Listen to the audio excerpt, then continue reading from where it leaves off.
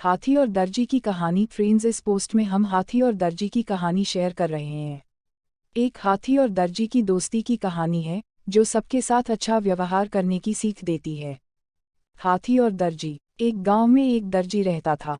वह नेकदिल, दयालु और मिलनसार था। सभी गांव वाले अपने कपड़े उसी को सीने दिया करते थे। एक दिन दर्जी की दुकान में एक हाथी आया। वह भूखा था। दर्जी ने उसे केला खिलाया। उस दिन के बाद से हाथी रोज दर्जी की दुकान में आने लगा। दयालु दर्जी उसे रोज केला खिलाता। बदले में हाथी कई बार उसे अपनी पीठ पर बिठाकर सैर पर ले जाता। दोनों की घनिष्ठता देखकर गांव वाले भी हैरान थे। एक दिन दर्जी को किसी काम से बाहर जाना पड़ा। उसने अपने बेटे को दुकान पर बिठा दिया। जाते जाते वह उसे केला देते हुए कह गया कि हाथी आए तो उसे खिला देना। दर्जी का बेटा बड़ा शरारती था। दर्जी के जाते ही उसने केला खुद खा लिया। जब हाथी आया तो उसके शैतानी दिमाग में एक शरारत सूझी। उसने एक सुई ली और उसे अपने पीछे छुपाकर हाथी के पास गया। हाथी ने समझा कि वह केला देने के लिए आया है, इसलिए अपनी सूंड आगे बढ़ा दी।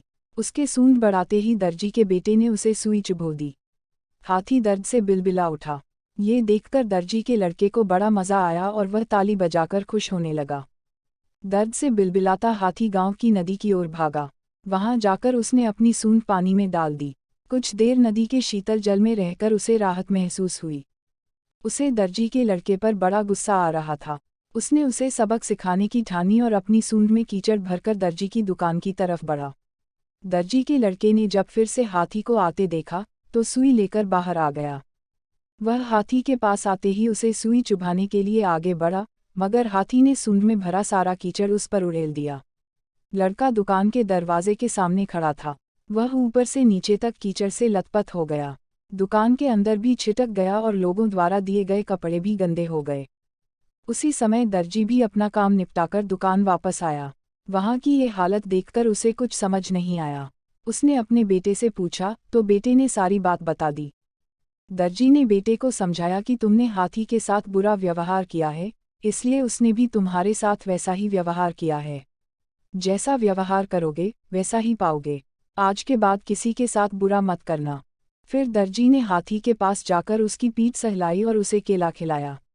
हाथी खुश हो गया। दर्जी के बेटे ने भी उसे केले खिलाए, जिससे हाथी और उसकी दोस्ती हो गई। उस दिन के बाद से हाथी दर्जी के बेटे को भी अपनी पीठ पर बिठाकर घुमाने लगा। अब दर्जी के बेटे ने शरारत छोड़ दी और सबसे अच्छा व्यवहार करने लगा। इससे हमें ये सीख मिलती है, जैसा करोगे वैसा भरोगे। दोस्तों, अपने कमेंट्स के द्वारा हमें अवश्य बताएं।